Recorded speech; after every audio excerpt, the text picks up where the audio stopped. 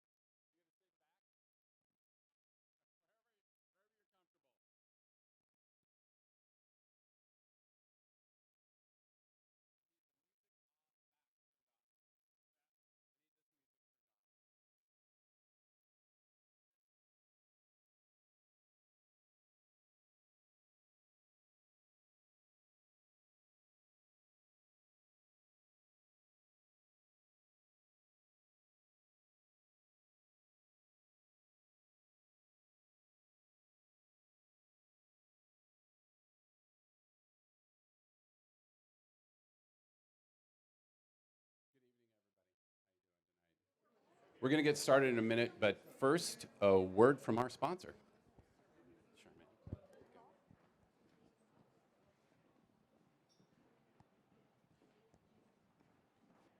No, not working.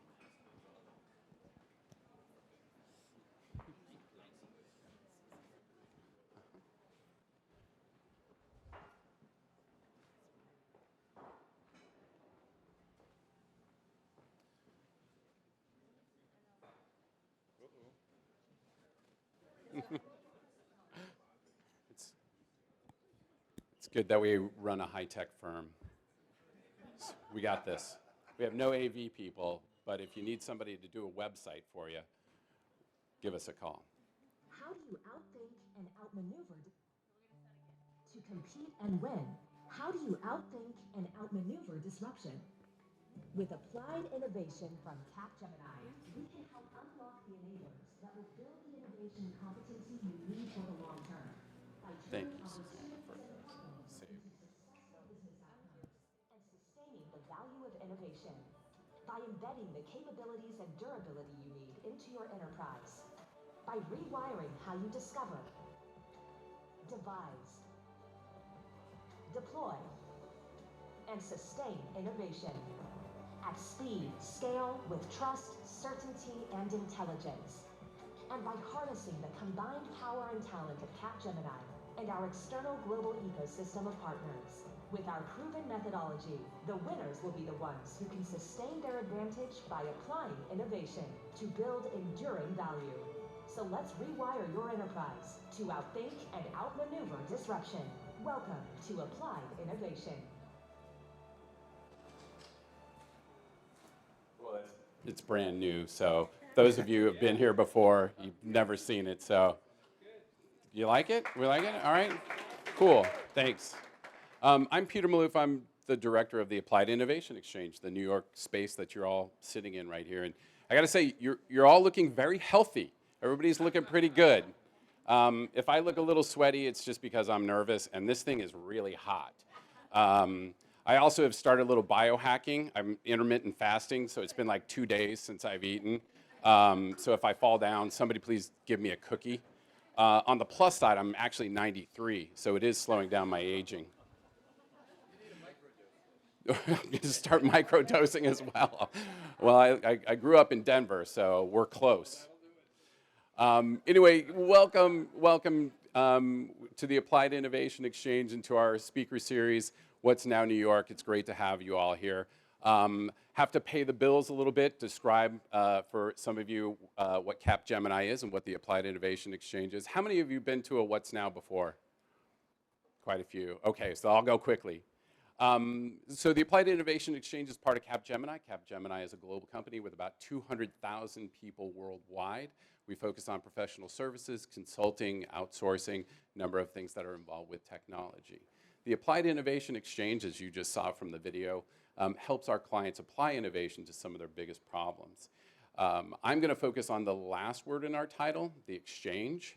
That's probably my favorite part because it gives us events like this. We get to open up our doors to the community, invite you all in, have great speakers, an exchange of ideas because we expect a lot of smart questions and great answers. And so when we leave, we all leave a little bit more smarter than when we came in, a little more elevated. So with that, I want to turn it over to Pete Leighton, who's one of the founding editors of Wired Magazine.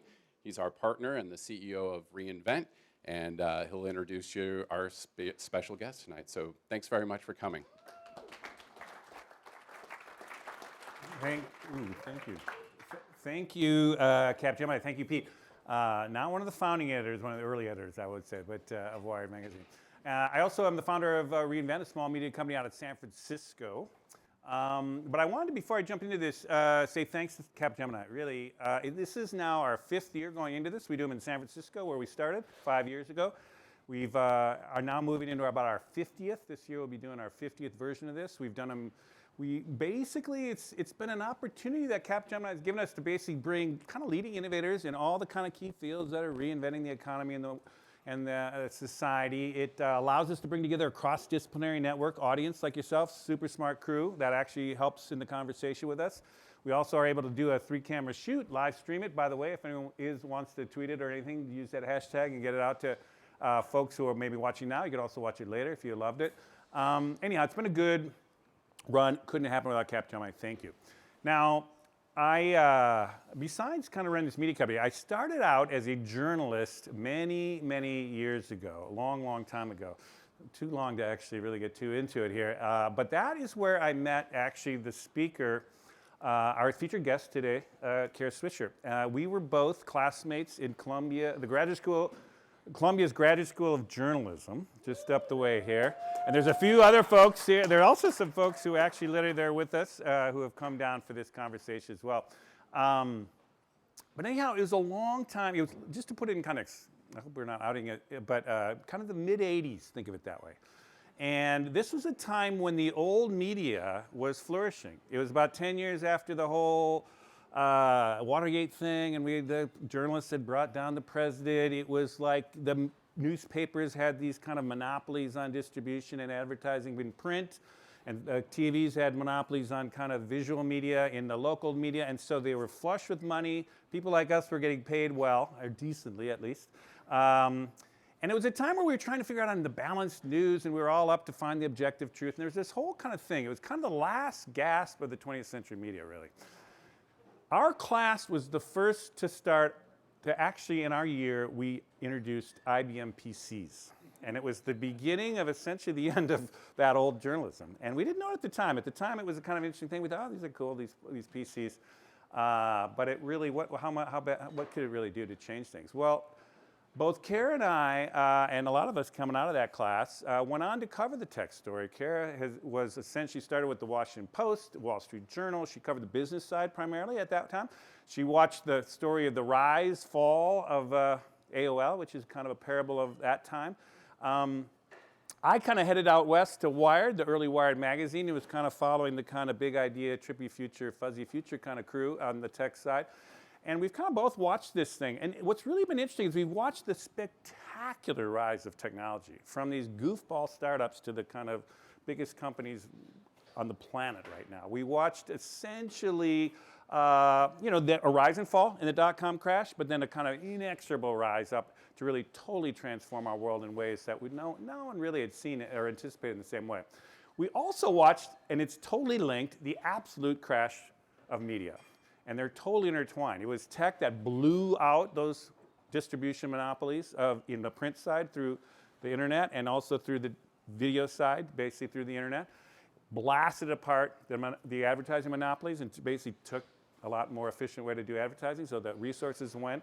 And we really watched, from the 90s, when the newspapers were still flush, we watched the next decade of the 2000s, the kind of buckling, and ultimately the last decade, the crash. And so now instead of bringing down the president, we've got a president on Twitter who's basically bringing us all down to our knees. So but these two stories are really intertwined. And one of the things I want to do with Kara, we're going to talk a little bit about that from a big picture point of view, because there's a lot of lessons in there. Because media was it was the canary in the coal mine. Because it was an information-rich industry, infotech was going to obliterate it first. But that same dynamic is actually coming to retail. Amazon's wiping out kind of retail, or it's moving into healthcare. It's going to basically get to education. There's all these other fields. So there's a kind of delayed kind of reaction that there's something to learn from what happened with media. I would also argue, I think that we could be in a place that media is through the worst of this transition and could open up into much more sustainable models going forward, and I'd love to see what you think about that. We can talk about that, and also through the brains of a lot of kind of journalistic and media folks in this audience right here. Think about the future, which I think could be much more positive than people think. I think the worst is behind us, and we'll talk about that. The final thing, basically, I want to say is we're lucky to have Kara. Kara really is one of the certainly premier tech and media journalists of our time. She she had access and has access to all the tech titans and all the media moguls of our era, and still does. She ran and kind of co-founded and ran All Things D, which at its time through the Wall Street Journal was just the go-to conference she had to go to, and now her company, which she co-founded, Recode, is doing the Code conference, which is the continuation of that. Again, the go-to place to go.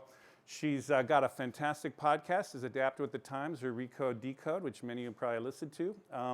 And she's also now got one of the plum assignments as an opinion writer for the New York Times. And so all of us are really lucky to have her. And so let's welcome Kara for a neat conversation. Hey, why don't you sit on this one? Either way. Yeah. Thanks, that's yours. mine. Thanks. Kara, you are used to being the one grilling everybody else, so I'm okay. So I'll be you're all taking good. over this interview very soon. But go ahead. Laugh and laugh. Our common friend David Bank, who Yeah. warned me about that. He said, "Kara's going to flip everything on I you." shall. So, you shall. So I'm all willing to do that. Well, here's what I'd say. Let's kind of stay in the big picture, and I want to say one little piece of orientation here. I just kind of delivered a big. I had mentioned this earlier to some of you, but I have just delivered a big piece to Wired magazine that we're looking at the next 30 years. Yeah. And the story is actually told, again, if it all gets in the magazine, we'll see how it works. But it's written from the perspective of a person from Generation Z who lives to 2100 and looks back on the first half of the 21st century to 2050. And so it's essentially telling the story of 20 years behind us, but the 30 years ahead of us. And it's trying to pull out in this story kind of the positive developments that could happen that people are kind of losing track of in the kind of dystopian visions of the future that we all think about. You know, that's what I've been working on recently. So I've been kind of obsessed with this bigger picture 30-year view. And so I think it might be I would like to just revisit the decades I just flicked at and Right, kind of okay. get your perspective. Like when you came, so let's go back to the 80s. When we came out of school, the Yep. height of the media, what, looking back on it, was that a media environment that we should long for again, or was, yeah, what was, so that's, we don't miss it all, we don't need Not it. even slightly. Okay, say why you say that. Because a you lot of know- people will wish, oh my God, if only we had those good old days. Yes, I want singular organizations to tell the whole country what to feel about from the Upper East Side of Manhattan. That's always my favorite group of people. No, I think the dawn of the internet age has had its pluses and minuses, but the biggest plus is the amount of voices that can talk and the amount of voices that can be available. Unfortunately, lots of things we can talk happen when that happens. But the fact of the matter is there's never been more of a chance for more people to communicate than ever. And these tools, you know, there's a good book by Brad Smith, who's the president of Microsoft, called Tools and Weapons. And I think about that a lot, that you can either use something, a knife or whatever, as a tool or a weapon. It does both things. And so the initial promise of the internet, which I think did deliver at the beginning, was this sort of blossoming of lots and lots of voices, lots and lots of businesses, ways to think about communications, and the ability of regular people to really communicate. What it's degenerated into has to do with the architecture of the way it's being built and sold to us. But the initial idea of it was an amazing one, and it was really nice for, you know, that the agendas were not set by 3 networks and 2 newspapers, largely made up of white men, older white men, that just told us what the news was. And I think that's been the plus of it, is that there's been that. And the negative side is, of course, this can get easily abused and manipulated, and certainly has, where when there's no gatekeepers, which these people were and had been for decades, you did have a sort of organizational possibility, and usually it was pretty accurate to the news, but not completely in any way. Now it's sort of such a noisy mess, it's hard to discern what's important and what's not. And so that's the difference, is the chaos has gotten, I don't think anyone realized how quickly information could be weaponized, amplified, and then weaponized. And I think that's the part that we're still in, is this sorting out period of how, who really, that there is some gatekeeper, or really, I don't want to use the word gatekeeper as a bad word, but taste element of trusted sources that can guide people through the mess that exists because of so many media outlets. Let's get to that in a minute, because when we look forward, because I think there's something to there, which is really the value of accurate and kind of information. I think is going to go up, and I think actually the prospects of good journalism is probably going to go up. But let's get there in a second. So the 90s, you know, I remember that, you know, when we were watching this early internet, you know, the newspapers had these 20% profit margins, and everyone was fat and happy at the time. Do you think that actually the media companies at that time could have adapted in ways if they would have gotten their head out of their asses and kind of figured this out, or do you think it was just inevitable they were going to get blown to pieces? Anyone could do anything if they pick up their head. I mean, I was at the Washington Post at the time, and I was starting to pay a lot of attention to digital. At that moment, I was covering AOL and things like that. And I remember when the Washington Post, they went with a site called Interchange. Do you remember Interchange? From AT&T, Interchange. And I remember meeting the AOL people, and I thought, no, these people are doing something innovative and interesting. You know, I had spent some time with them, and there was an opportunity, I think, for the Post to invest initially in that, in AOL, and I think the Chicago Tribune ended up investing, and it made a fortune. That's why the Chicago Tribune got to stick around for a little longer. And I remember having a discussion with some of the executives at the Post, most of whom I like very much, lovely people. And I'm like, we shouldn't be with Interchange, we should be with AOL. These guys are doing all this really interesting stuff around news distribution and fan base and communities and all kinds of things, and consumer-friendly interfaces. And they're like, Kara, we're going to go with the phone company. And I was like, why the fuck do they know what they're doing? Like, this is a terrible, you've tried the platform, I've tried both platforms. The AOL platform is easy to use. The whole mantra of AOL was so easy to use, you know, and it was. And it was friendly and well done, and they just didn't, they wouldn't have thought of it. And the second part is I covered retail just before I started covering the internet. And I watched the decimation of retail by Walmart, really. At the time, Walmart was the company, and the end of homegrown retailers, right? And so there was Woody's in Washington, D.C. I wrote about the demise of Woody's, the demise of Garfield's, the demise of Heckinger's. A giant food managed to stick around because the guy happened to be super innovative and entrepreneurial, and there wasn't a grocery chain that was national. Safeway wasn't able to unseat him. And I presided over writing about this, which, for all the people that I really love is Don Graham. Every morning he would come down and he'd be like, now what are you doing to ruin my business? And he was lovely about it. He was lovely about the whole thing. But the rise of Walmart had created, and superstores had created a real problem for these local retailers. They just couldn't get the kind of scale and everything else. And I watched that happen, and so that was display advertising. Started to be peeling out of the newspaper, which was one of its things that was important. The second was classified advertising. Yep. And you started to see the beginning of the Craigslist kind of phenomena, which didn't destroy it, it collapsed it. And so a $70 million business turned to a $7 million business. And it wasn't going back to 70. It wasn't like it was taking the business. It was collapsing it efficiently for what it should cost at the time. And the problem with classifieds is that they were static. They had no efficacy. They didn't work. And the people and they were expensive, and the people on the other line were rude. Like the whole thing was like, please, this business deserves to die, essentially. Because it didn't work. It's a product that didn't work. And so newspapers didn't think of classifieds as a product, and I did. I was like, your product sucks. That's why people are going to stop using it and move right over to this Craigslist or things like that. So that was the second part. And the third were readers who were didn't want to get what they were getting in that format. And the paper refused at the time to really invest. They had a separate thing, the Washington Post, the digital part. They put them across the river in Virginia because they didn't want unionization. That was the reason for making a product decision. Incredible that this was the future, and that's where they did it. And they staffed it with young people. They staffed it with people without power. And this was the future. And every newspaper, the Wall Street Journal, the people from digital were upstairs. At the New York Times, the people from digital were over here. And so they were really not seeing what was happening. And I was sort of like, do you see what I see? Because your whole business is collapsing.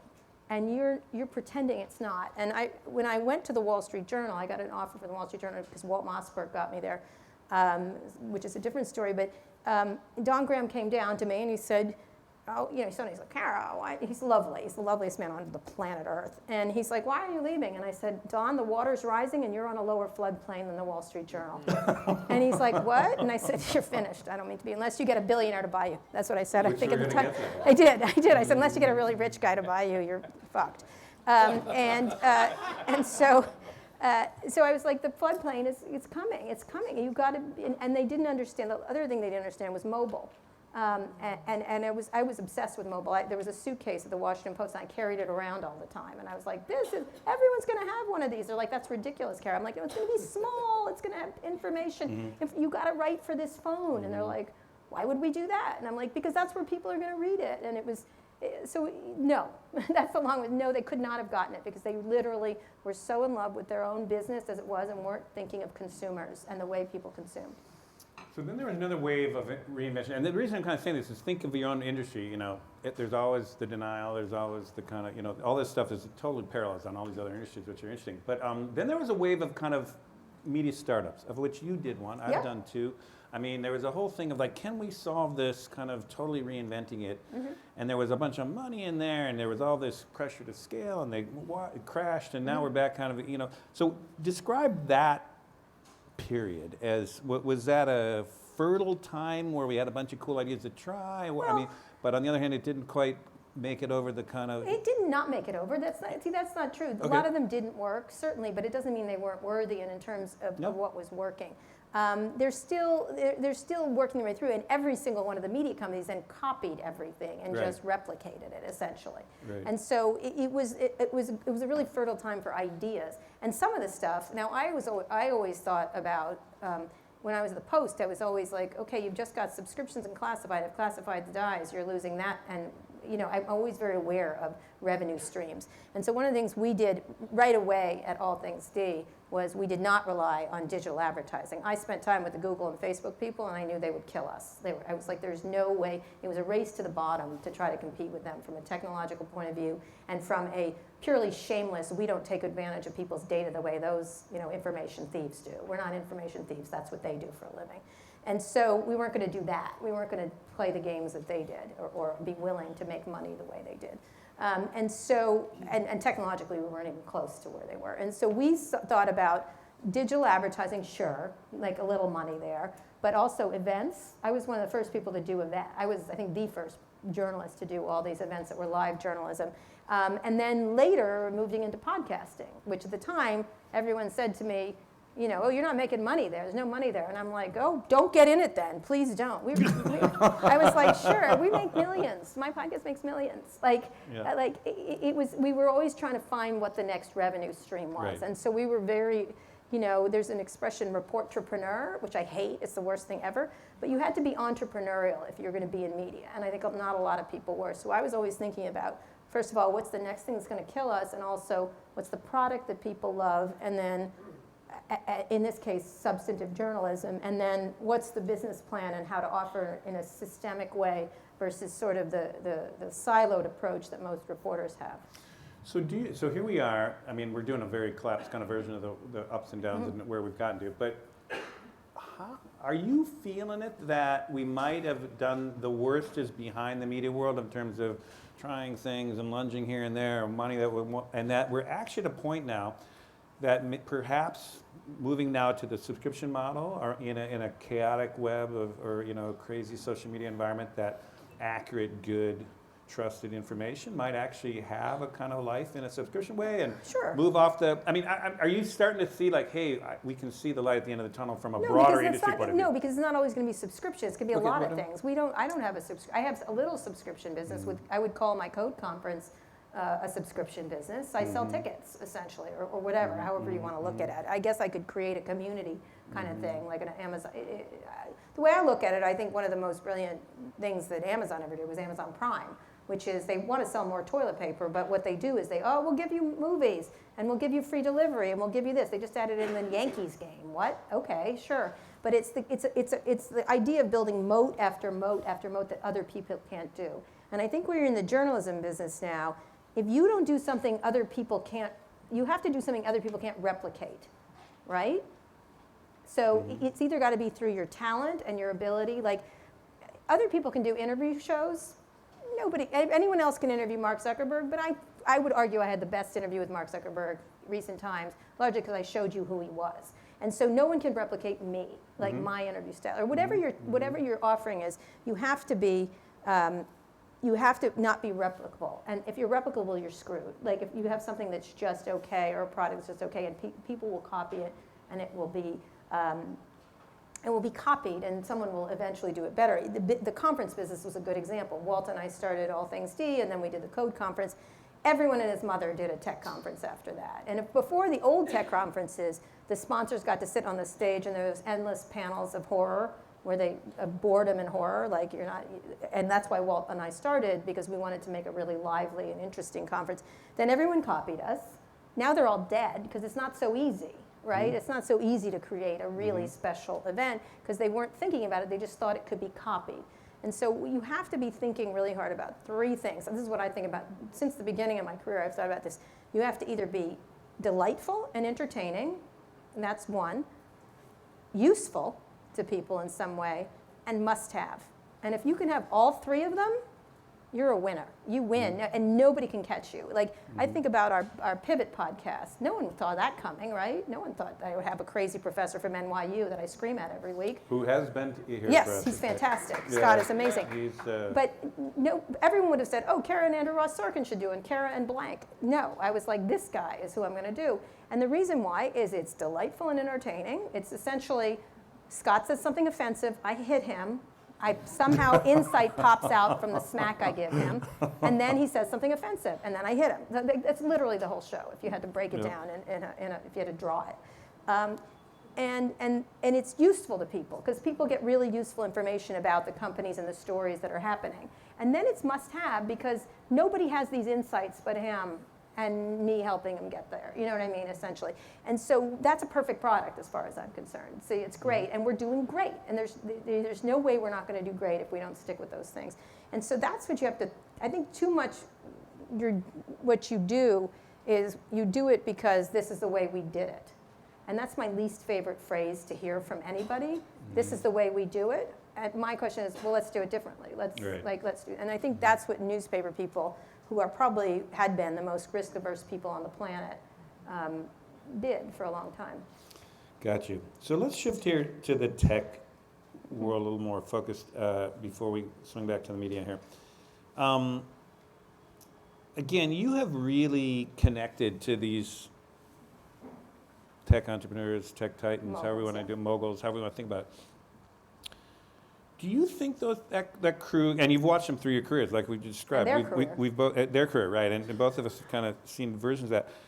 Do you think they've changed over time as individuals, given the increasing power, or do you think there's still that kind of spark of idealism and kind of want to do the right thing at some level too? I mean, just talk a little bit You're about that. You're assuming they were good in the first place? Well, that's what I'm asking you. I mean, oops, sorry here. They were not. I know, I think one of the reasons why I was so successful as a tech journalist is because I literally entered a picture of all tech fanboys, the reporters, and I'm talking about the reporters, that these people hung the moon. They're amazing. They're like, and I was less impressed with them. Right from the start? Right from the start. And you thought they were just out for the money? They're fine. Some of them are good, some of them are bad. I'm like an adult and can discern that people are different. The stories that some of those magazines wrote were insane. Like, Kevin Rose is going to change the world. I'm like, no, he's not. He's not. The person who solves cancer perhaps will change the world, but not that guy. Not that guy who's making a pinging service for finding buddies to drink. Sorry, I'm just not like that impressed, right? And so I had a lot of skepticism from the start, but and not cynicism, skepticism. Like, that's what it was. It's like, you're making a dating service, you're not changing the world. In fact, one of my first stories for the Wall Street Journal when I was there was their inane names they gave themselves, like Chief Yahoo or stuff like that, and their weird proclivity to dress like children, like in sweats and stuff like that. And I saw a lot of performative stuff in that. And I'm like, are they really like that, or is this part of the plan? And I was really interested in looking at it from a sociological perspective. And that's the way I tended to cover it. And so I think they have changed. I think what has happened is, as they've gotten more powerful and wealthy, the bad aspects of them have gotten worse, and the good aspects of them have gotten less good. You know what I mean? And what happens to a lot of these people, not all of them by any stretch of the imagination, Reed Hastings is the same man he was when I met him, when I interviewed him in a basement at Sundance when he first opened his company. I'm going up. He was he was an adult to start with, so that was easier. He was an adult person when he started. A lot of these people were quite young and unformed. But essentially, these people did not change, I would say, that they were not changeable in any way. And when people get that wealthy and that powerful that quickly, and people are licking them up and down all day, they tend to start to believe that they hung the moon. So that's the problem. And I think what's good is that I met them when they weren't that big, and I knew what they were like, and so this new stuff is bullshit to me. And I tend not to. But you're saying the core person hasn't changed necessarily, but the suck up stuff is getting to their head a little bit, I guess is that what you're saying? Yeah, they become more and more right, and their judge of being right is money, which to me is not the judge of being, any idiot can make money. Like, not everyone, but you know what, it's not that hard. Like, look, I mean, whatever. That's not what it was. It was the thing. Now, there's a couple of people like Elon Musk, and even Jack Dorsey. I just wrote about him this week in the Times. Yes, genuinely amazing product people, really, truly. Like, Elon Musk can be as crazy as can be, but man, has he made some really cool things. Always was like that. Very different, because whatever you think of his dreams and his egomania, whatever he is, he's all those things. The products are beautiful, so it's a reflective of that. Or Jack is the same way. He's created Twitter, he's created visionary people. And so that's a pleasure to write about, and I like to celebrate that of them. But the other parts, I don't think just because you make a lot of money, having been adjacent to Larry Page at Google, makes you smart in any way. You just were lucky in lots of ways to be in the right place at the right time. Given the techlash, you live we're here in New York, but you do live in San Francisco, as I do. The techlash, what's your interpretation of how horrified people are, or how much that might make people change? So, for example, could you imagine the tech world helping lead the way to more stakeholder capitalism rather than shareholder? I mean, could you see them making some kind of less self-centered kind of choices cooperating in some kinds of ways to spread wealth differently or to kind of open up regulation that they won't resist? Or is there an opportunity here to take advantage of that given what you know about the powers that are running these companies? I think the rich people are the same the world over. Really? You know, they're so poor, all they have is money. That's how no, I don't expect it. And I don't think they would have created this stuff and it's gone this far and they still feel like victims. Like literally, if you listen to Mark Zuckerberg's recent speech, he's like, I can't believe people are so mad at me. And I'm like, fucking believe it, dude. Like you've created a product that's created a lot of havoc in people's lives, to say nothing of the addiction, to say nothing of, it's a lack of self-reflection on the part of these people, either because they're so horrified about what they do they can't face it, which I don't think is true, or a lack of ability to have any empathetic notion that perhaps what they created might not be perfect. And so what they tend to do, the joke I always tell, and I've said it a million times, is there's so little self-reflection in Silicon Valley that it's a miracle that they can look in mirrors. They cannot see themselves. They cannot reflect it because what they think is that any bit of doubt, and that's just called self-reflection, which is what adults do, any bit of doubt will hinder their go-go growth, will hinder innovation, will hinder like them from getting bigger and bigger and bigger. And so their growth at all costs mentality has sacrificed quality, like quality and thoughtfulness. And so there is a reason it is doing to society what it is doing is because it's architected that way. And you can look at something like Google, which the search engine is the search engine, right? It's architected for speed, accuracy, and I guess it would be speed, accuracy, and context. Like when you search for, I don't know, ADL on Google, you're going to get ADL, right? You're not going to suddenly get a lot of anti-Semitic stuff. You're going to get ADL's website, this and that. It's pretty architected for that, and you get it quick. You go over to YouTube, before I pointed this out to the YouTube executives, you went to ADL on YouTube, and by the way, it's owned by Google, FYI, and you would search ADL and you get huge amounts of anti-Semitism. Like, why is that? Because that's architected for speed and engagement. Speed, engagement, and virality. That's what that's architected for. Same thing with Twitter. Speed, virality. And so if the way they've architected it has created the result they do. And the reason they've architected it that way is because of the nature of these companies, which I think are probably the least diverse companies on earth. Like a bank is more diverse than a Silicon Valley internet company. And so when you want to ask the question, why, for example, they've done a better job, but why is Twitter have been so unsafe for so many people of color and women? Why? Why do you think that is? Well, it's because the people who designed it never have been unsafe a day in their lives. They don't understand what it means. They don't architect it into, and if they do, it's number 16 on the punch list. It's certainly not number 1. Because if they made it safe, that would be a bummer because it would slow down the growth. And so that's what happens is the decisions they make are based on their own selves and their lived lives and not on a reflection on the they can't for some reason they think it's a bummer to think about damage or the possibility of implications of their inventions.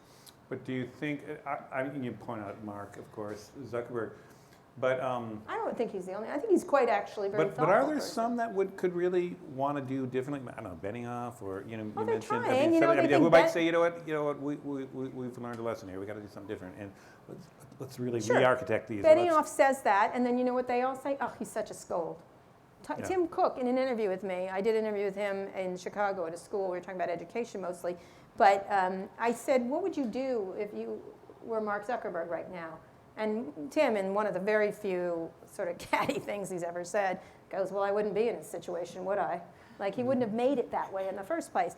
And instead of taking away from that, the Facebook people, instead of taking away from that, boy, one of the most successful tech executives in history, and he really is. He's unsung in terms of how he got that company selling that stuff. I mean, he's really responsible for so much of how big Apple got. Tim Cook, right, in terms of operational excellence.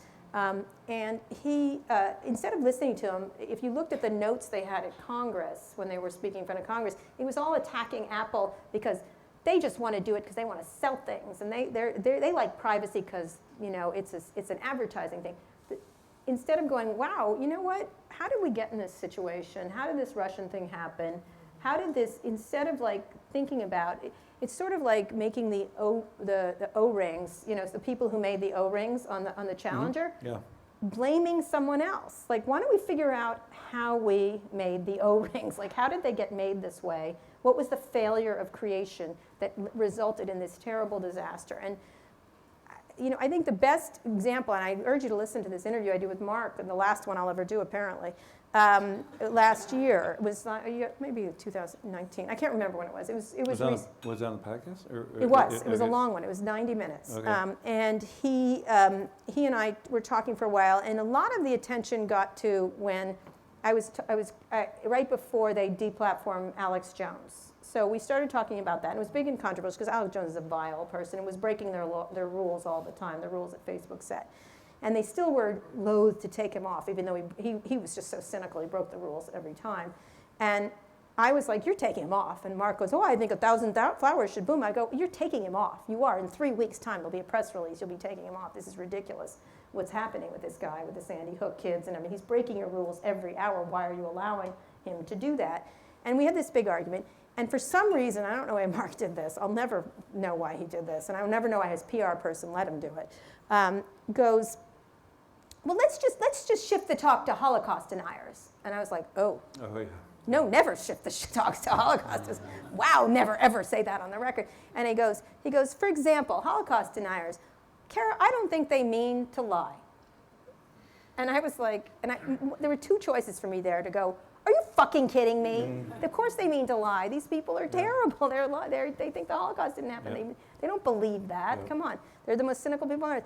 And I said, instead I go on. Tell me more.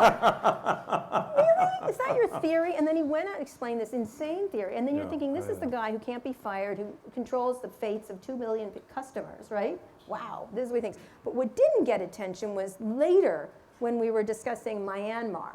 And we were discussing the dust in Myanmar and the sloppiness of, essentially, Facebook's offering there was so sloppy. They didn't have enough translators. They just grew into the area without the proper people in place to control it. It got taken advantage. The tools got taken advantage of, as they're wont to do.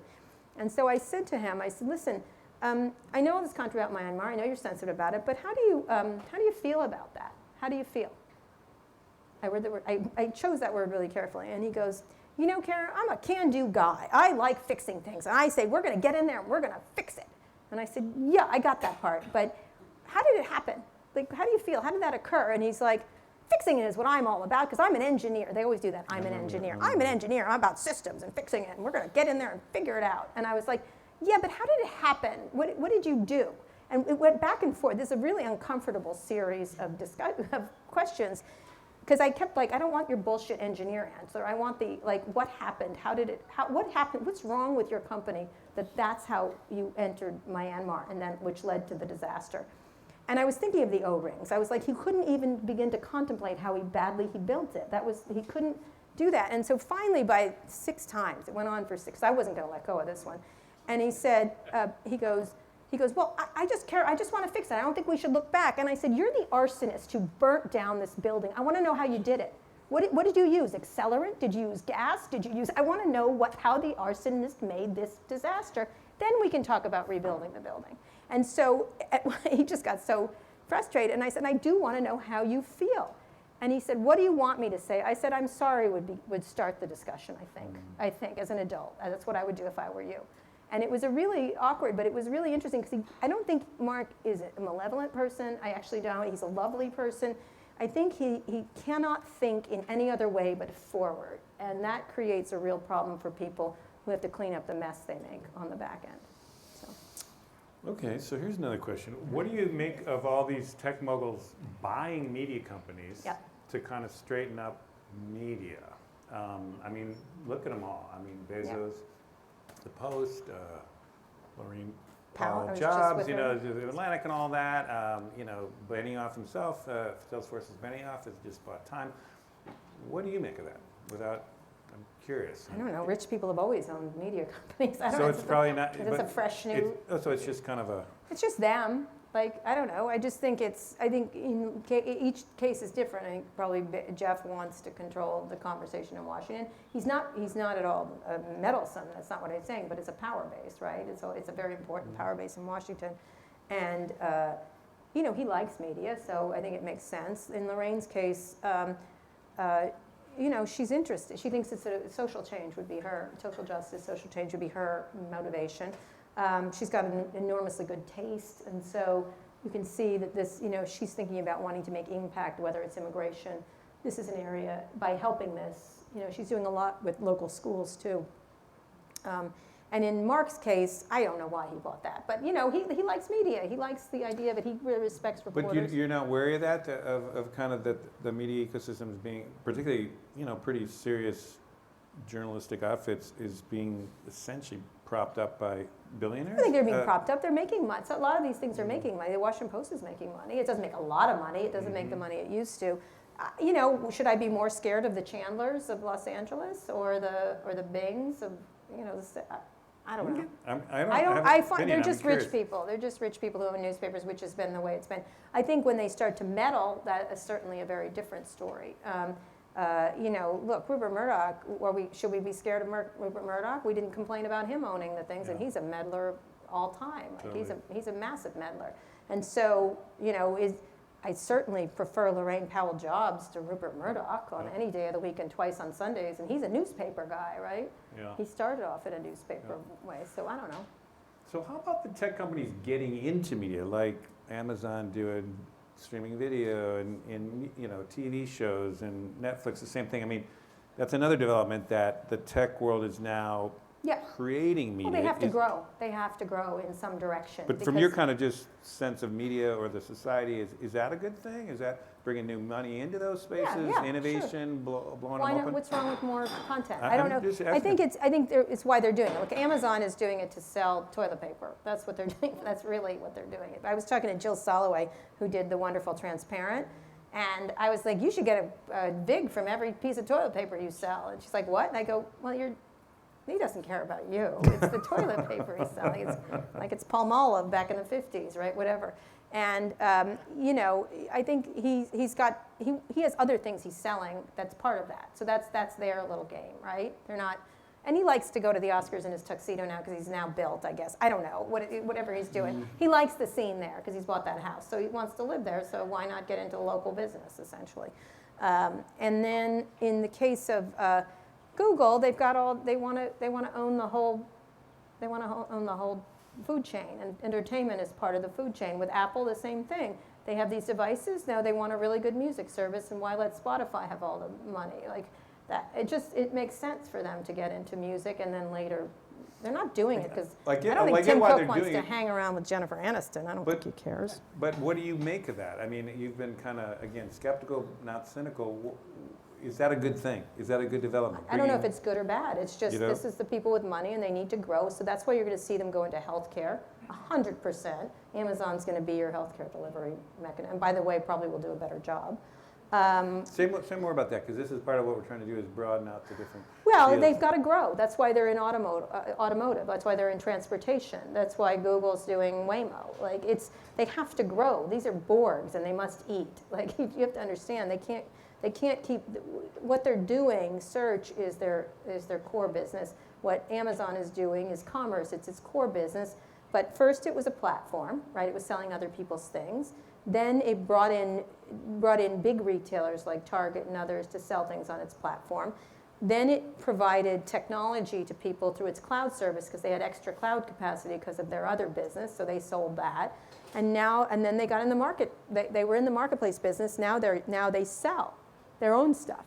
That was their next move. Was like, okay, Duracell is making batteries. Why don't we make cheaper batteries and put them in front of people faster? That's why they're going to get broken up, because they've made the cardinal mistake of eating. What is that expression? Anyway, they made a cardinal mistake of they're a marketplace and they're a seller, and they advantage themselves just the way Google does around information. It's the same thing. They can't help themselves, right? They're so greedy. They can't stop growing. And so they have to go into healthcare. For sure, Apple will. Apple has, but will more significantly. And Amazon 100% is going in, and so is Walmart, going into healthcare. Because the healthcare delivery system is terrible, and guess who delivers things really well?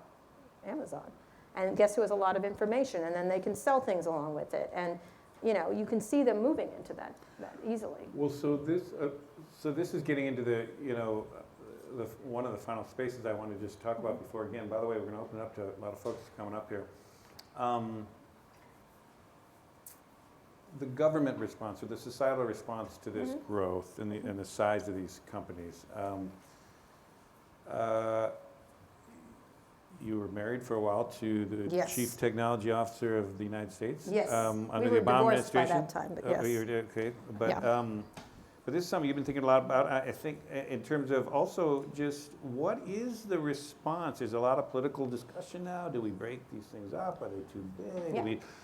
Do we regulate them? How would you regulate them? I mean, when you think about those topics, again, knowing what those companies do, you just talked about them going off to all kinds of other industries. What do you? Any thoughts on how do we start responding to that? I write about it all the time. Okay, I think there's a couple things I want to keep in mind. Ask yourself, when was the last time a search engine was created, a search thing on the internet? Never, because Google does the whole thing. When's the last time there was a big e-commerce site created? 20 years, because of Amazon. There's not a VC in Silicon Valley that will give a big commerce investment. There's not a VC in Silicon Valley that will give money to search. When's the last time there was a big social media thing funded? When was it? Do you know what it was? 2011, Snapchat. And since then, Facebook has done its level best to try to put him out of business. Talk about a really innovative guy. They are quashing innovation, these companies. They're quashing innovation either by, and the FTC just recently announced a really important investigation into not just the big purchases, WhatsApp, the Instagrams, but all the little companies they buy, which they either buy for talent, or they buy them for a feature, or something called a killer acquisition. They buy it so they don't compete. So now we don't just have one Microsoft, we have 4 or 5 companies that are quashing innovation. And the excuse they use is, well, and this is Mark did in this interview, you gotta listen to this interview, he's just makes so many errors throughout the entire thing. He does they call it the she or me argument. Well, Kara, we gotta be big to fight China. The sheer me. Oh, that's what we have to, because the Chinese are going to beat us in AI, they're going to beat us in robotics. Well, I guess to me, innovation happens from the bottom up, not from the top down. You certainly can control a lot from China, and the reason China is being successful now has a lot to do with innovation from the bottom, but that's another issue. The way we compete is not having giant companies. We have lots and lots of companies where we don't know where the next big innovation is coming from. The reason why this country's been so at the forefront of every bit of tech innovation is because it bubbles up from the bottom, and young companies are allowed to grow to a size. Now, right now the startup numbers, let's see, companies went public in the 80s at 80% or something like that. In the 90s at 50, it's now 10%. 10% of the companies go public. Startup culture is lower than any other time in history. It's because these big companies buy up, eat up, or block everything. And so we need to do something. This is no different than the train business, the oil business, or any of the old businesses we busted up before. AT&T, or the train. Trains are perfect, or oil. They own the gas stations and the oil and the distribution and the trucks. They can't have it. And so it's so funny that we talk about, let's not ruin big tech, because they're our biggest innovators. It's like, they're not different. And for some reason, people see them as different than any of the big banks, big anything. And so there's a combination of things you can do. You can go the breaking up route, and in some cases, the Amazon selling things and owning the marketplace. I don't know, if I'm not a lawyer, but that seems pretty problematic from my perspective. Google and Facebook owning all digital advertising, and also making the market, selling the market, controlling the market. It's just like, that's one thing. So do you break them up? I don't know. I'm not sure what that is. Or do you prevent them from buying? Because right now, Google can't buy a thing, or neither can Facebook. They buy anything, they're in trouble. So you can prevent them from buying things? That's not necessarily a good thing, right? Not big things. Then there are fines, which is a good way to do it, except the fines that we give them are so low. FTC fined Facebook for its second violation $5 billion. That's nothing. I called it a parking ticket in the New York Times. And they like paying, and they're willing to pay their parking tickets. Marguerite Vestager in Europe is much more. She starts, I was like, with Facebook, I'm like, let's add a 0 to that 5 and let's see if they do it again. Like, good, okay. And then take that money and fund the FTC with it so they can monitor them. Like, that's the kind of thing we have to be creative about in finding. And then there's obviously legislation, which it would be really nice if Congress could actually pass any, but there's 400 bills right now that the House has passed that are never getting past the turtle in the Senate. And so, come on, he's literally the most dangerous man in this country right now. And so you've got to figure out what legislation they can pass together in a bipartisan way. A privacy bill would be nice, a national privacy bill to limit the uses of data and the ability of them to sell to third party, lots of things. There's all kinds of things that need to happen around a privacy bill that puts them in. And then they're looking at something called Section 230, which I do not think should be overturned, but we have to think about writing a smarter version of that. Do you want to just explain that to Section 230 was, which I wrote about in the Washington Post when I was a young reporter, is part of the Clinton, communications, before that I think, and maybe it was a Clinton, the Communications Decency Act, most of which was declared unconstitutional. It was to protect, it was a lot of things, but in there was something called Section 230, which protected people, the companies, from being liable for what's on their platforms. So that they can't be sued out of existence. In order for these companies to rise, they would have been sued, and it was out of his case that Prodigy affected their comments, and they got sued, and CompuServe didn't touch their comments and didn't get sued. And so it was trying to promote innovation, and it did a good job at that. These companies could grow without being worried. So they were granted broad immunity. And that, to me, is a good thing at the beginning. But right now, having broad immunity means they're not liable for anything. And so no matter what flows on their platforms and what happens, what intervention they make, it doesn't matter. And so, if I gave my teenagers broad immunity from their behavior, you know how it ends, how that story ends. It doesn't end well. Yeah. It ends with my house wrecked, and that's the way it ends. And so, anyway, they're thinking about that. But a lot of really dumb people, I'm thinking Ted Cruz off the top of my head, who shouldn't, I think he knows better, are talking about this. And then you have the partisan stuff that's gotten in there where, Trump has diamond and silk over to the White House. And, they're a bunch of, it's nonsense, all that stuff about conservative bias and stuff like that. So they're on that train. And then you have Mark's train. Mark and others, Mark especially, is trying to wrap himself in the First Amendment and saying he's a free speecher, when in fact he makes speech decisions on that platform all day long. You know what I mean? And so the question is, we're giving a lot of power to these companies to make critical decisions our elected officials should be making.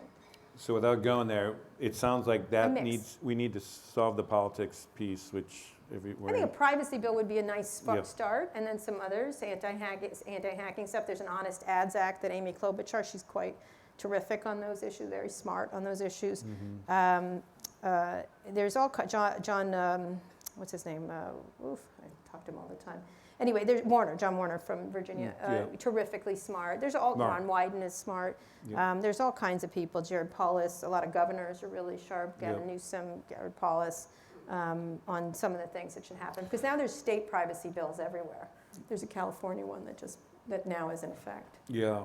One of the things that's interesting is when I was reviewing a lot of your podcasts is the range of people you speak to in this thing. And you talk to political people, you talk to all kinds of folks. Yes. So is that kind of, you were very focused on the tech media kind of space, but this is really opening up. Yes. What do you make of that? Is that because that's where the... I am an egomaniac and I want to talk to everyone. I want to do all of the big Well, interviews. or are all the big issues now getting beyond tech and media? They're all now? about business. They're not just tech and media. It's about, everything is about tech. Like the way our world is changing, whether it's AI, because what's coming next? Yeah, that's something I think that's what you have to think about. What's coming next? You think you've had a lot of change with tech and the impact of tech? What's coming next is so massive. AI, robotics, automation, changes in transportation, facial recognition. These need to be thought about very carefully by elected officials and citizenry. Facial recognition. There's a great story in the New York Times today about this Clearview. I'd really like to kick that guy in the teeth, right? That guy. it's this thing that you just look. It's not that much different than Google Face thing, but it's a cynical view. What is the gist of it? You just point someone, you, and I know everything about you by your face. And so the opening was the guy who runs Gristedes I forgot about Gristedes. And it was just a fascinating. His daughter walked into Cipriani and she didn't know who he was with on a date, so he had the waiter take a picture of this guy. And then he used this app because he was an investor in Clearview, and he had all the information on the date right then. And the daughter, of course, I would have been very angry at my father for doing that, but it was, what happened is this Clearview had assured us that they were only distributing it to verified law enforcement people, whereas it was handing it out like candy to their investors to try out. So all these people were, and of course that could have been hacked and everything else, so they were trying out, all these weird people were trying, and Ashton Kutcher was using it, and it was because people were considering investing, they'd give it to them to try. And so, this is facial recognition, really a little different than, a lot of people today on the web, I said, this is a great article, it said, it's no different than Googling someone. I'm like, oh my God. Yes, it is. It's a little different than stalking someone on Google and taking their picture and doing stuff like that. Anyway, the stuff that's coming is massive. Well, let's focus on one, and then we're going to open it up to everybody soon here. The AI impact. I mean, you talk presciently of, when you're in the 90s looking ahead at the web coming, the mobile thing coming, advertising going away, all that kind of stuff.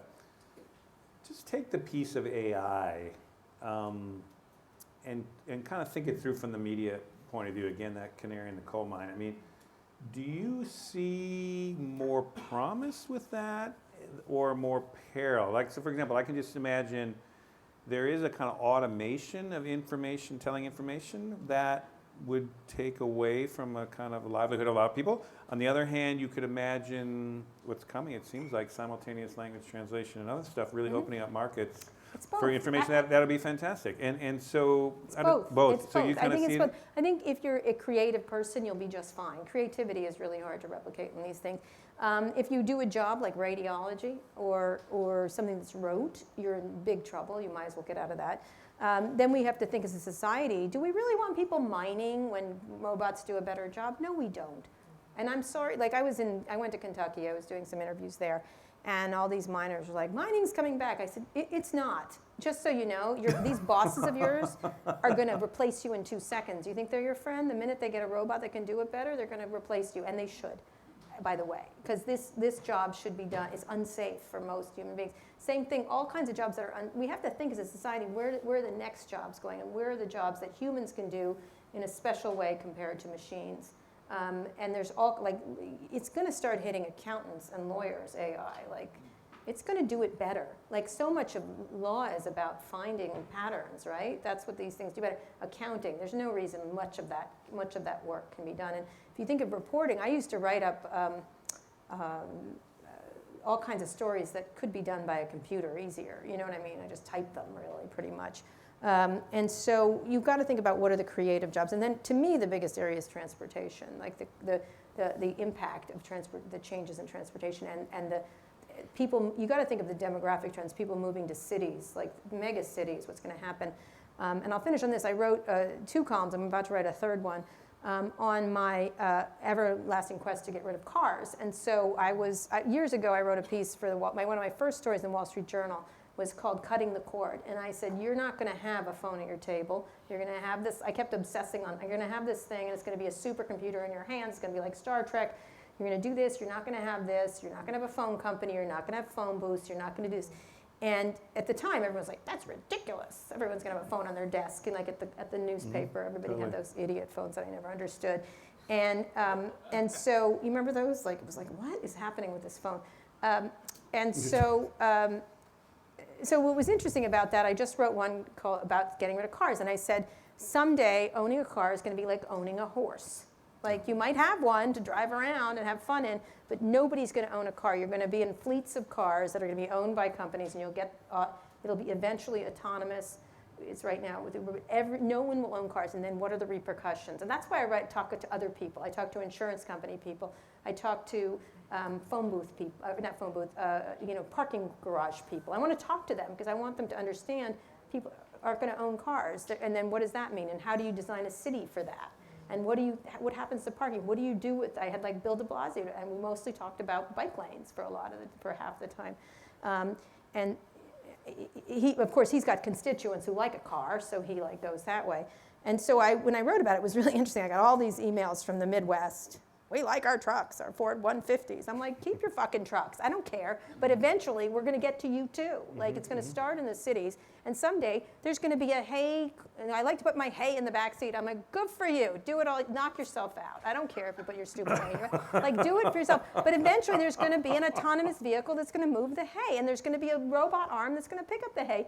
And that's the way it's going to be. So what, like, are you going to be ready for the next? And what are you going to do that's more creative or more useful? Why do something that a dumb machine can do better?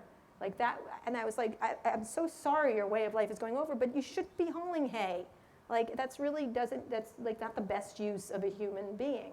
And so that's, I think, that's what I'm trying to do, like get people like get ready for what's coming, because what's coming is massive, massive, massive. Couldn't agree more. And I also just came off a big next 30-year thing, and it's like, oh my God, if you think, my frame is that if you thought the last boom coming off the digital revolution was a big boom, big. These are big. This thing's gonna dwarf that thing in terms of the amount of change, and also I think potentially economic activity and prosperity if we do the right thing with it. But that's a bigger question that we can talk another time. But so I think we're at the point now where let's open it up. We got such a great group of folks here, and here's what we got to do. Since we're live streaming this, we do need the mic runner to get it to you. So if you could stand up, because we're also shooting this, as you know, and just say who you are, and then maybe make your comment or say what you're going to say. So okay, you saw here, this guy here. We'll start going around here. Can I see hands just right now so I can kind of get a bit better sense of who's interested in stuff? Okay. My name is Jack Petrie. I'm with Vestian. So my question is really about Disney. I think they're brilliantly, we haven't mentioned them, but they're brilliantly executing on a strategy to disrupt media, traditional media. I just want to have you weigh in on your thoughts on that. Oddly enough, I just wrote a big column about it, which you can read in the Times. Yeah, it's okay, no problem. You don't have to read everything I write. It's no problem. Just my mom does. Although my mom doesn't read it if it's not actually physically in the New York Times sometimes. She's like, you have been writing for months. And I'm like, I write a column every week, Mom. Like, because she reads the paper itself. So I think Bob Iger is one of the most talented executives in media and in business, period. I think he's really innovative. I interviewed him speaking of people you wouldn't have thought I interviewed a long time ago. I went to see him because I was interested. I had watched Michael Eisner just make a stupid decision after the next in the digital space, and he started to make some good ones. And some ones that didn't work out. But I thought he was really interesting. When I interviewed him once, he said, if someone's going to eat our lunch, it might as well be us, right? So I like that attitude of his. And I think what Disney has done is understood their lane, right? That's what he's really good at. He understands the lane he's in and does it really well. And then he moves out the lane outward rather than moving into other areas. You know, like Rupert Murdoch started 9 digital businesses, all of whom failed, because he's not staying in his lane and moving outward. And I think Bob is great that way. And I think one of the things, Disney streaming came after a decade. That's what this column talks about, all their failures. And they owned InfoSeek, they tried Starwave, there were so many Disney efforts. They changed the name so many times. Walt Disney Internet Group, I forget, they had a million names. I listed them all because it was so crazy. But I really do think he finally settled as technology met what they did well, which was content. He's done a nice job now of using that. He didn't need to be in the technology business. He just had to utilize technology. And so I think that, and of course, parks are full of technology. How you move people in and out of parks, ticketing, marketing, everything about a park is so technical if you don't think about it that way. But even though it's an analog experience. And so I think he's this is one company that I really think is going to dominate media right now. I try to think of the other ones. Now News Corp is too small, really. And you look at something like you have all these others owned by the phone company, really, and that's a problem. You hear it within the thing. And so what is AT&T going to do properly? What is Verizon going to do in that area? But the big companies, Disney is really the number one top class and dominant by far. I think one thing they did miss was Netflix. Like Netflix was around the track 4 or 5 times before any of them caught up. And so I wonder what's going to happen to Netflix now, because now they're catching up. Very similar to what media companies did with the stuff we did, is now they're, I'll be interested to see what happens to Netflix. Meaning being And- superseded by And Media Spotify He's also. eliminated the distributor, now he's got to eliminate the pipes. But he's going to still need to cooperate with these companies. I think that, but that's why you see Google and the others getting in, because they finally don't need them. And so that's what I wonder what will happen to a Netflix or a Spotify, who are both innovative, hugely innovative companies. And so I see Netflix being bought by like an Apple, like you can see that happening, or a Spotify getting bought by an Apple. Now, the founder of Spotify doesn't want to sell, and that's why they're moving into podcasts, because he's looking for any revenue stream. But you're kind of doing the real politic thing, which is right. This is probably what's going to happen. But Yeah. doesn't that fit right into what you don't want to happen, is what you're saying, is keep the ecosystem diverse. These make are sure there's independent- shareholders. I don't know. That one, Yeah. I think you can't stop an Apple buying. Well, you could potentially do that. So let's go here. I mean, I know there's a lot of people. Let's get it right here, and we'll get to all these folks here. Hello, my name is Ishmael. The question is, how do you think the future politically is going to be affected? For example, Andrew Yang or AOC moving toward more a socialist, democratic socialist system based on technology. Right. I think democratic socialism got a kick in the teeth this last week, right? Didn't it? It seems like it. Oh, Sleepy Joe managed to pull it out. That's good for him.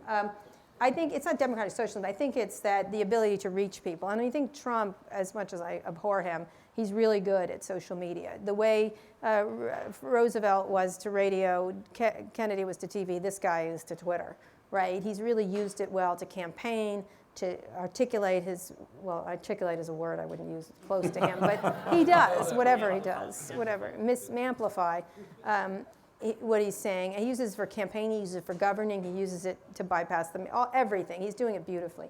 And so I wrote a column about what would Trump do if they kicked him off Twitter. There's nowhere else for him to go. It doesn't work with just Fox. It has to have Fox and Twitter. And it doesn't really work in Reddit because there's not enough regular people there, and then it doesn't really work on Facebook as well. It's really interesting if you start to sort of take it apart. So I think the politics is changing, is this going to be the permanent way people behave politicians behave using social media in this fashion. And I actually did another column comparing Trump and AOC. I think she's the future because Trump is a broadcaster, right? And he's unique in that. He's unique in all ways. And I think that he broadcasts, he yells. He's just yelling out his opinions, and there's not a thing. And what AOC does, which I think is a little more interesting, is she's first of all, she speaks internet by native. She's a native internet speaker. He's not. And she does a call and response kind of thing where she's using it for dialogue, which I think is the way she and some other politicians do it is really interesting. And so I do think politics is permanently changed because the media is now using it, they're responding and everything else. And so you wonder if we're going to just stop doing that once it's over or it continues. It's more about the change in paradigm based on technology. Meaning? That we are on the verge of changing human nature by not doing tasks like coal mining. Yes, so what do It's going to change to a paradigm which is not capitalism as we know, or more like democratic socialism. I think probably capitalism in this country at least. I don't know around the rest of the world. But I do think the question is, what are jobs now and what should people do? I think, Andrew, you're talking about, I did a great podcast with Andrew about that, about the $1,000 thing. I'm going to give everyone $1,000. I think he's talking about a bigger idea, which is that we have to unleash creativity in people and entrepreneurship. And I think that $1,000 does really, if people aren't sort of pressed so hard with a foot on their neck to do something stupid, some dumb job in order to make money, or a job that isn't going anywhere, we've got to free them for creativity. And I agree with him 100%. I don't know quite the way to do it, but we have to be, I think it's more in the educational area. The way we teach kids is just really not the way it's going to be. We don't teach teamwork, problem solving.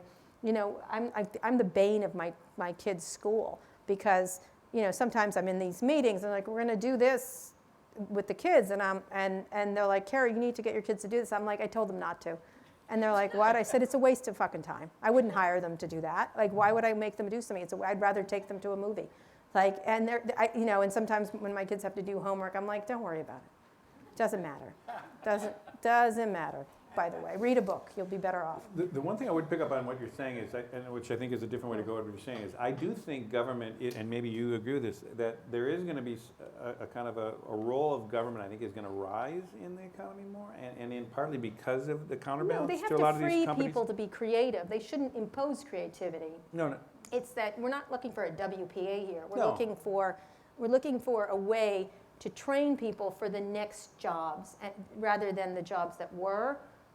And not be dishonest with them, when they were talking, like, just as annoying as Trump telling everyone coal mining is coming back, it's not, is, on the whole, it's not, maybe for a little while and a little ways, but it's really not, is when the Silicon Valley goes to those places and says, everyone's going to code, like, coding is your, Silicon Hollow. I'm literally like, no, first of all, coding is going to become a commodity. Secondly, this 60-year-old man is not going to beat this kid. It's just not happening. It's just not occurring. Maybe one of them. And so it's not an answer, and I think it's one of those pap answers that Silicon Valley people give to those. But we do have to find creativity, and including in like things like plumbing and electrical stuff. We have to think really hard about where the jobs are. And I think some things that are not, that can be fulfilling jobs are not being people aren't being trained for them in the way they need to. Right here, and I see where everyone's going, okay? My name is Michael Rappaport. You said, and I agree, that it's good that technology means that we no longer have the handful, that small number of, the heads of handful of major newspapers and TV networks setting the news agenda for everybody. But as you know, a big part of the problem is what's happening below the level of the Times and the Post and the Journal. Local and CNN. news. Exactly. I mean, you have tons of local newspapers that have been killed or hollowed out. You have places across the country where you no longer have anybody watching what local officials are doing, or Right. where people can get information on what's going on locally. What do you do about that? So far, local news startups haven't come close to filling that gap. No, I think it's what's really, I'm interesting because I just had this discussion with Lorraine Jobs about this. I was talking about with her, because one of the things, I interviewed A.G. Sulzberger at a thing, and I said, what would you do if Lorraine Jobs gave you $1 billion? And then in another interview, I said, Lorraine, why don't you give the New York Times $1 billion? Like, I was trying to broker this deal. It's not working so far. But what I'm trying to get at is what I said to Lorraine was look, if you want to spend all this money on education, whatever, she's doing a lot of immigration stuff. I said, why not, if you're in media, why not buy a lot of local newspapers and innovate them, the ones that exist? Figure out what could work at a very base level to be even break even. Because a lot of the news startups were started to make money, and I think you've got to think of it more as a civic thing and also important for community and all kinds of stuff. So if I was running the New York Times, I'd find an investment like that, and I would invest in local news and do a New York Times level quality at these places and do a break-even business and use it for influence, and then later figure out the right business methods to do it. But there are ways, that's what I would have these, a company like the New York Times or someone like Lorraine Jobs do something like that. I think that would be interesting. I think, no one's listening to me, but I think it's kind of an interesting opportunity, and that's why Sinclair is there. They're using it for influence, they're using it for all kinds of things, and eventually you make money as you start to do it. But I think a lot of, especially, no, but it's not. So what are they there for? You think they're doing it for their health? No, they're doing it for lots of reasons. But there's a huge opportunity locally that I think everyone's just decided local news doesn't work, but that's not true. It's local news, 4 startups didn't work, so what? That doesn't mean you shouldn't go back there. Listen, there were 29 cell phone companies before there was the iPhone. And, and in fact, Apple had one of them, the Newton, and it didn't work. It doesn't mean it wasn't the right idea. It means, I think directionally is the way I always think of things. Everyone's always, when Google started those eyeglasses, the Google Glass, which was a disaster as a product. That product was the wrong product. The concept of AR is huge. So directionally, Google was correct. They just they executed on a product that wasn't quite right. But directionally, everyone's going to have AR. AR is amazing. That's right, exactly, augmented reality.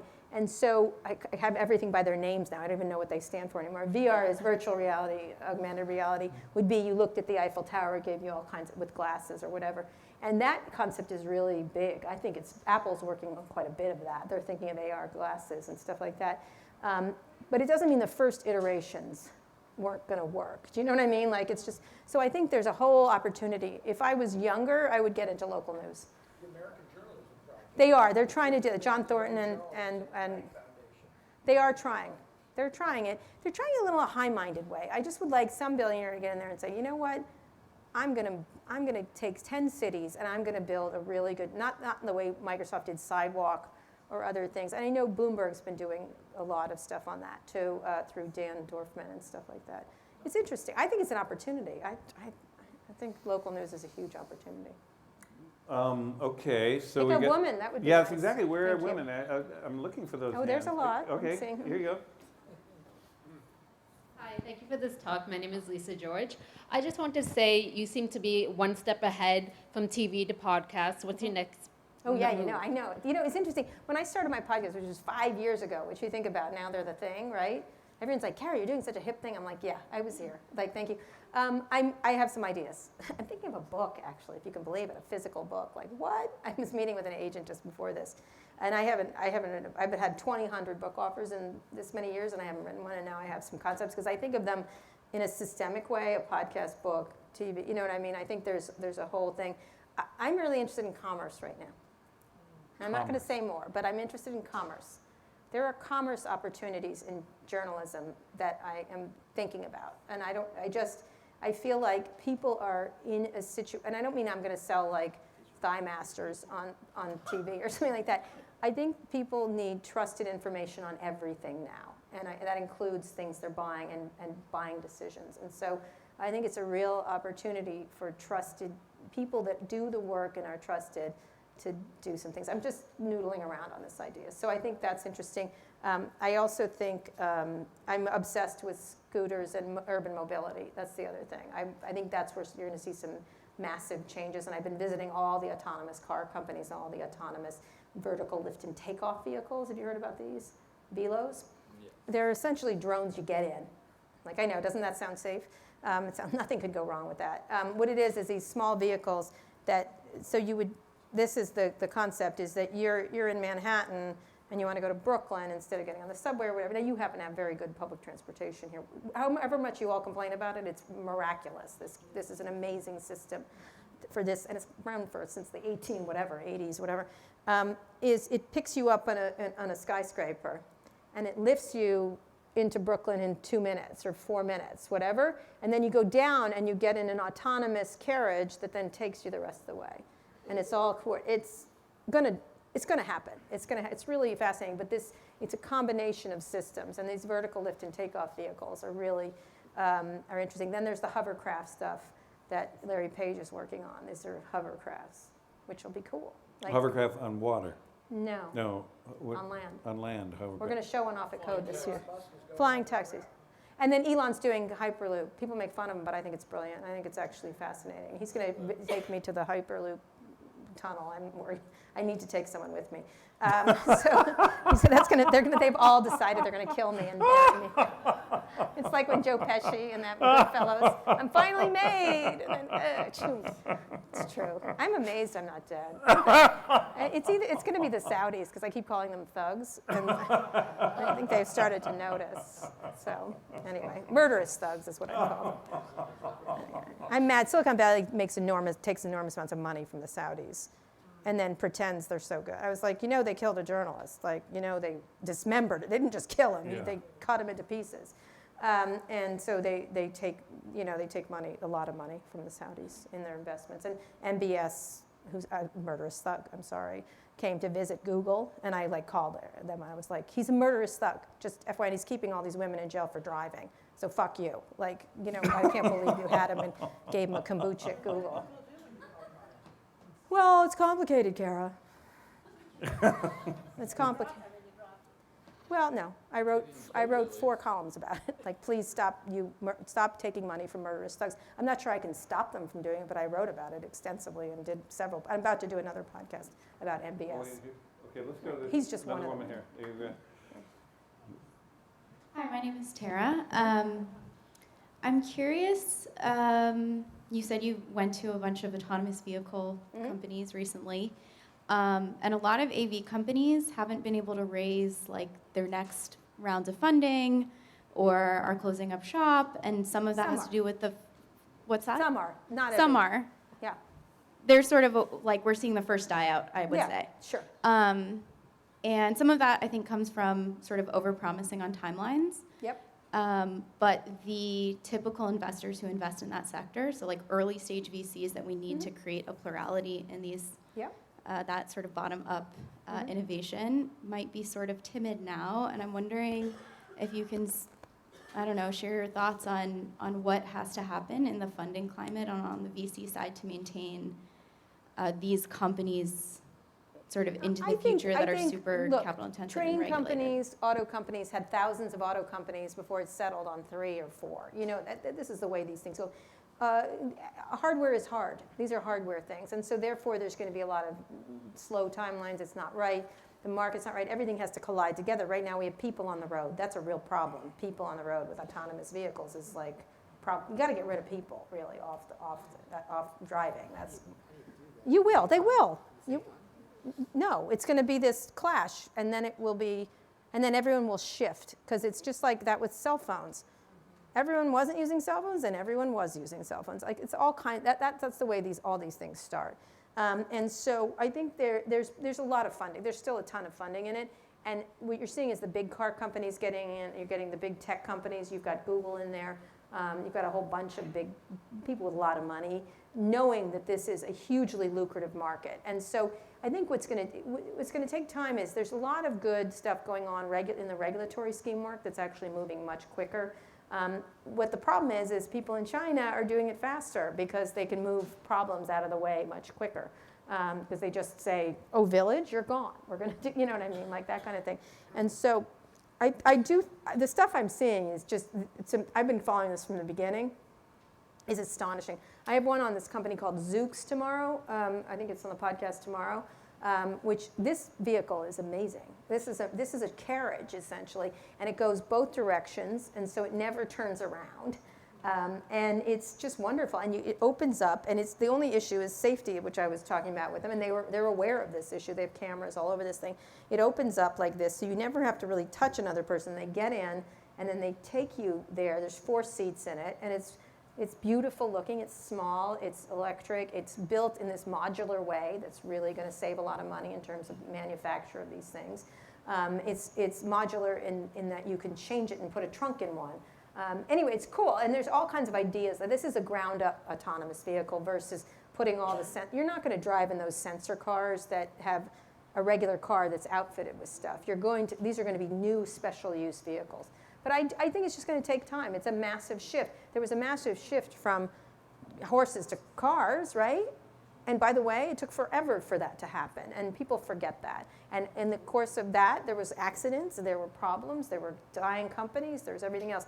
So I don't think it's a question of if, it's a question of when. It's just it absolutely has to happen. Largely climate change, massive megacities, traffic, every single demographic says that this has to happen, and it will. It absolutely will. And it's a question of who's going to be.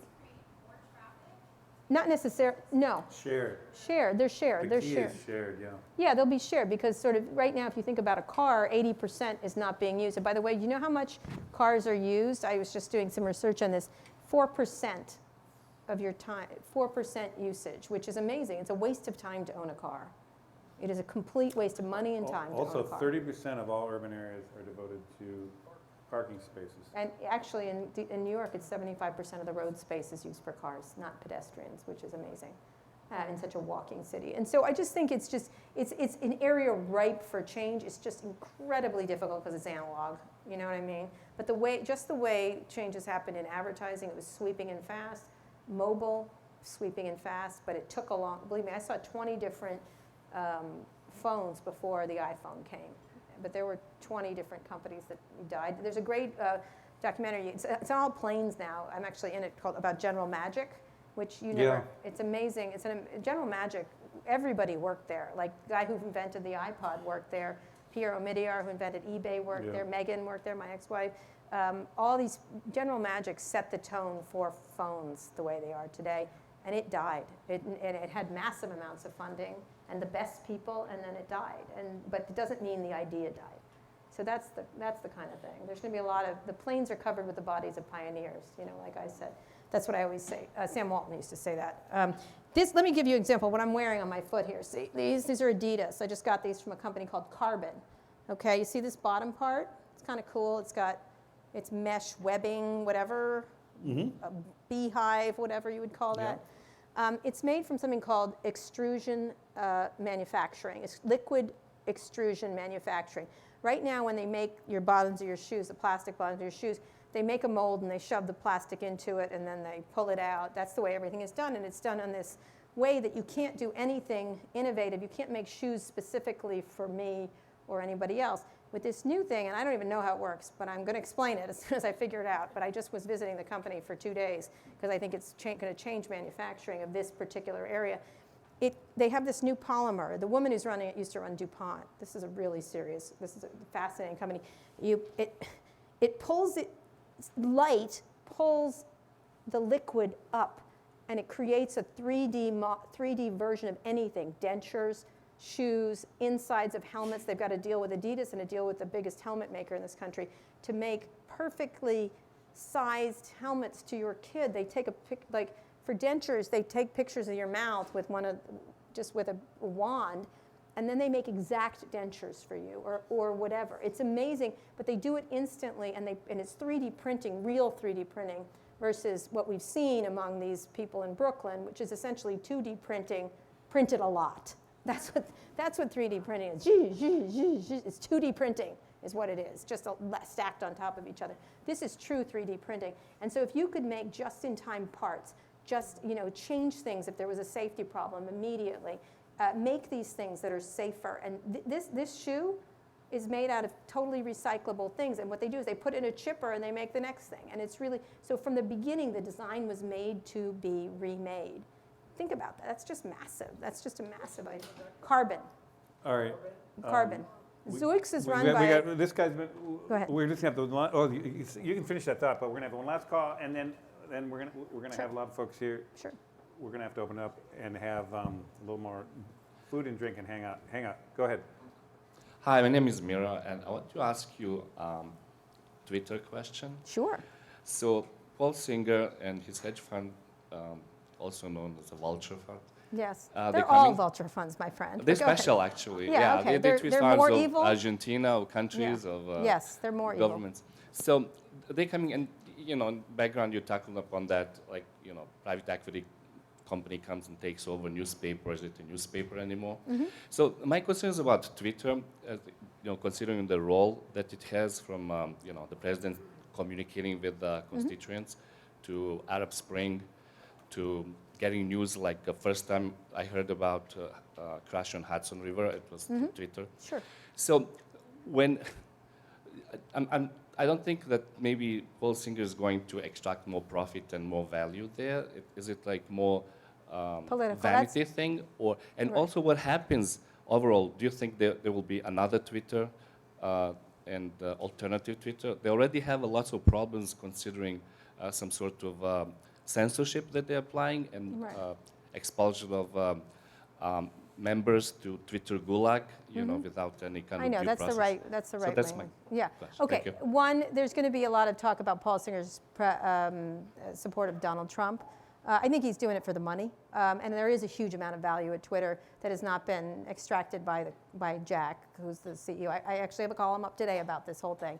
Everyone's going to talk about these other reasons why this is happening. The fact of the matter is Twitter, which is one of the most important platforms, has been under-productized and under monetized, largely because Jack has another job at another company. He's a half-time CEO. There's not a company in this planet that would let that go on except Silicon Valley. That's insane. What if the head of Ford Motor Company, he said, over here, I've got a restaurant I'm going to work at half-time. Give me a fucking break. You can't do that. That's one. Two, he then said he's going to spend 6 months in Africa. What? Because he's interested in cryptocurrency. I'm sorry. That's great. You should do that. Fantastic. Help, whatever. Fantastic idea. But you can't also run Twitter. So he has put himself in this position. Secondly, the value of Facebook since he took over has gone over 4 to 6 times. The value of Twitter has gone up 10%.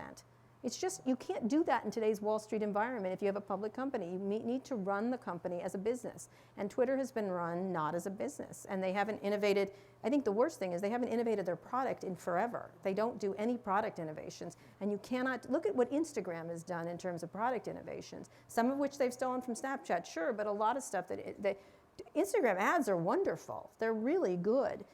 Twitter doesn't do any of that. They haven't improved their news product. They haven't improved the noise to signal ratio. They haven't improved the bullying problem. They haven't improved the troll problem. They haven't improved it's just like, what is he doing? And so he has opened himself up to someone coming in and taking over. So that's why the stock has gone up since that happened. That's why big investors are going to go along. And what I think happens in Silicon Valley sometimes, and he doesn't have the control that Mark or the Google guys have over, he doesn't have special shares.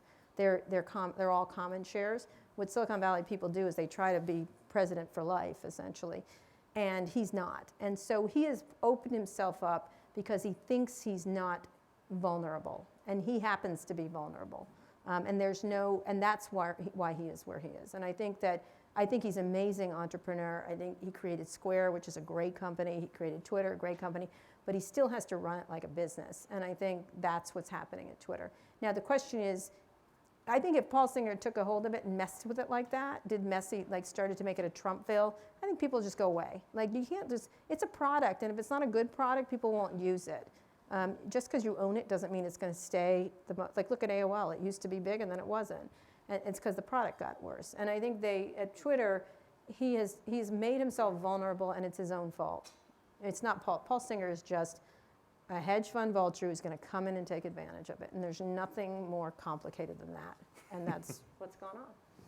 And with that, I'm going to have to say, let's give her a big hand for Tara. We still have some drinks, still have a little food here. Stay here. And it's been awesome. Thank you. Thank you so much. Thank you.